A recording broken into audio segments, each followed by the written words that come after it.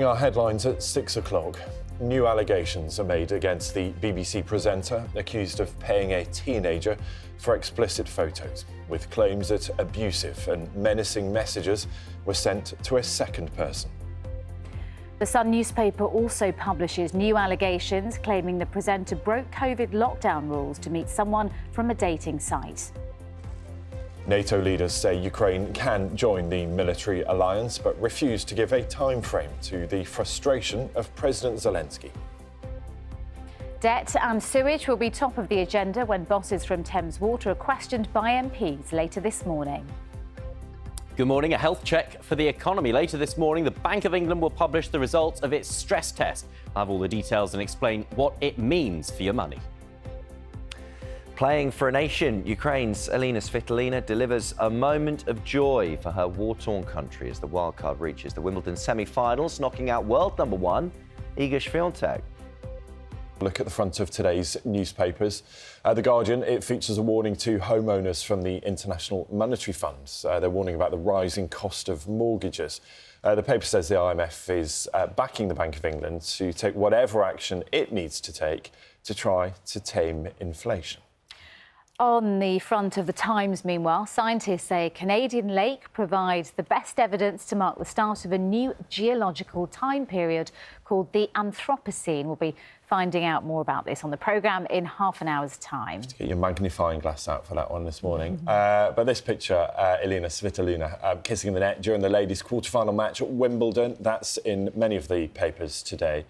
She beat Iga Swiatek to make it to the semi-final at the All England Club yesterday.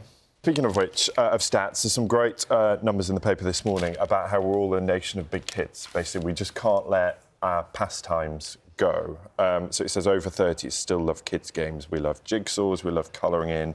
The top one, as you might expect, that adults are playing. What do you think it is? Lego? Oh, Lego comes in at number 5, OK. actually, on the list. Video games, right at the top of the list. Then colouring in. Do you like a bit of colouring in? Colouring in is very satisfying. For calming.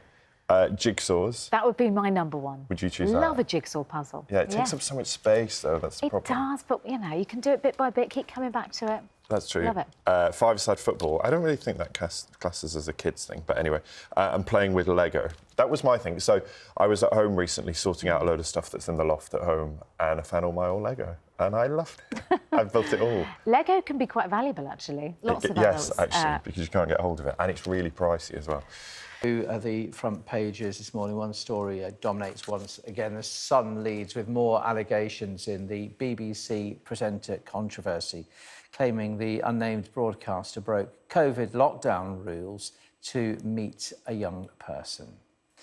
BBC star facing fresh claims is how the Metro reports news that a second person had earlier come forward with allegations against the man who is already accused of paying for explicit images from one young person. That is the splash on the Daily Telegraph. BBC sex scandal presenter faces new allegation, it says. The Eye says the presenter is accused of sending a second person abusive messages after they hinted they might identify him. The Times, too, concentrates on those alleged abusive threats. And the Daily Express take says this: BBC star sent menacing messages to second youngster. Also on the front of the Mirror, a similar headline there. Now, The Guardian says the Chancellor has told ministers there'll be no extra money for a 6% pay rise for public sector workers. The Mail claims in exclusive with a story that China sent a spy to the House of Commons to eavesdrop on a meeting between MPs and Hong Kong dissidents. And the FT leads with the battle by Microsoft to take over another company, Activision Blizzard, in the face of opposition from the US trade regulator. Now, if you want to see any of those front pages again, or indeed read the stories, then do scan the QR code on your screen.